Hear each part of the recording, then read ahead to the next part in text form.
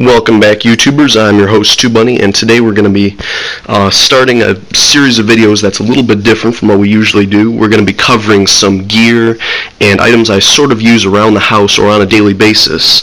One of those here is this computer, the Dell Optiplex 745. Today's video we'll be looking at what I like about it, what I don't like about it, and we'll be taking a quick tour of it and sort of almost a miniature review.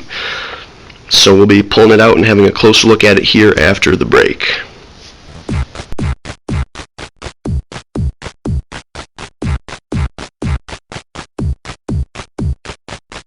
Alright, so here we go. This is the computer itself. I've already pulled the side panel off. It's held on actually with a nifty little clip here. You just push this out and it releases the magical latch.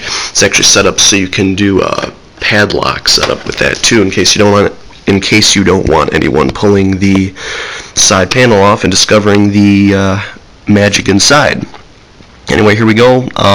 Looks like a pretty standard case at first glance. There's a lot of interesting stuff here which we'll go over. This is the largest one of these. There's 3, 4, maybe 5 versions of the Optiplex 745. This is the only full-size model. The other ones all are a little bit smaller. Anyway, we'll look at some of the stuff on here. We got, I believe, a typical 300 watt power supply, which actually might not be all that typical. I didn't measure it, but at first glance to me it doesn't look like it's a standard normal computer case power supply. Nothing special back here. There's no power switch. Motherboard has, pretty typical set of things you plug in there. Sound out. They were too cheap to put a microphone port on there, so they just combined it with the sound in port. Ethernet port, 6 regular old USB ports, parallel port, VGA port for the onboard graphics, which strangely enough I have yet to get to work. I've never actually been able to get through any Windows setup using those onboard graphics. Anyway, looking at the front here, we got a pretty typical DVD drive. Don't really know if it burns discs or not. Maybe it does. Definitely reads DVDs, just run-of-the-mill. We actually use this as a media center computer because the television set over there does not have a high-def tuner built into it. So we use actually this computer with a USB tuner that we put in the back. Anyway, going back to the front here, we got a microphone, headphones port, USB ports out. We got power button, Dell logo. Has some tape residue on it. We actually run Windows 7 on here. Going back to the inside here, this is a socket LGA 775 motherboard with a 1.8 gigahertz Intel Core2 Duo on there. It's got a very unique cooling setup here. I bought it. I don't know if this is how they're set up stock. I think it is. There is no case fan on here, but there is this giant heatsink for the Core2 Duo. Comes all the way out from the board here out to here. And then it's got a 120 millimeter cooling fan there that's kind of noisy, that does cooling for the Core2 Duo. Only I'm pretty sure it's not the typical width of a normal 120 millimeter fan. Anyway, the board itself has, I believe, a IDE connector for only a floppy drive. SATA ports there. The power supply delivers in 24-pin power supply plus that little square funky connector thing back there. We've got 2 gigabytes of RAM in there right now. I believe it's DVDROM. One of the other unique things in this case setup here is how you put the hard drives in, and they have it set up instead of underneath the DVD drives, floppy drives.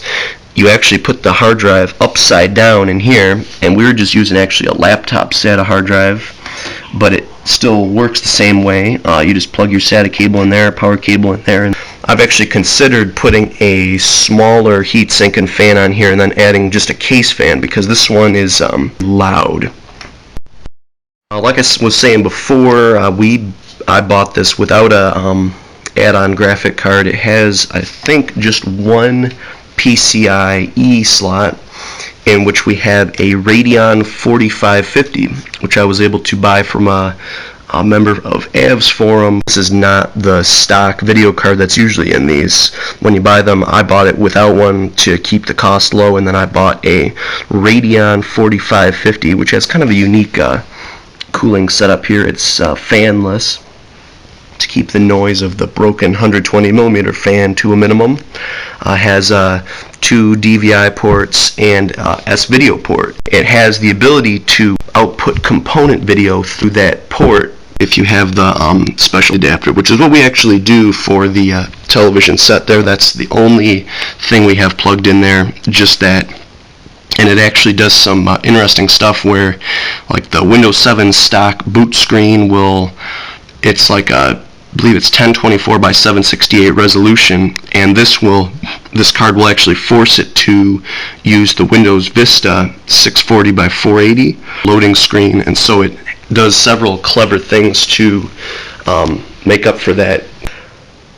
And apart from that, though, I think we've covered just about everything about that.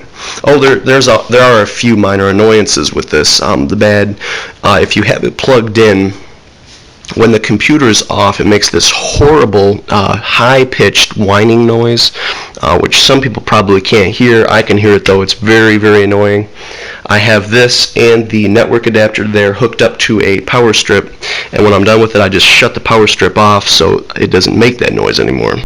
Also, the default BIOS settings, there's some strange stuff in there. I don't know if it was the way it comes, but the way I got it, I had to change a lot of stuff, including letting it know that there is not a floppy drive in there.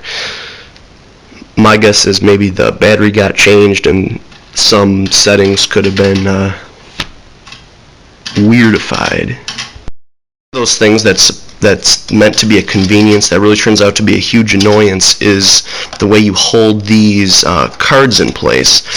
I don't know how the heck this thing mounts on. When I bought it, it was just kind of floating around, and I can't really figure out how it's supposed to go on. My guess is it goes on like this, but it always manages to fall off.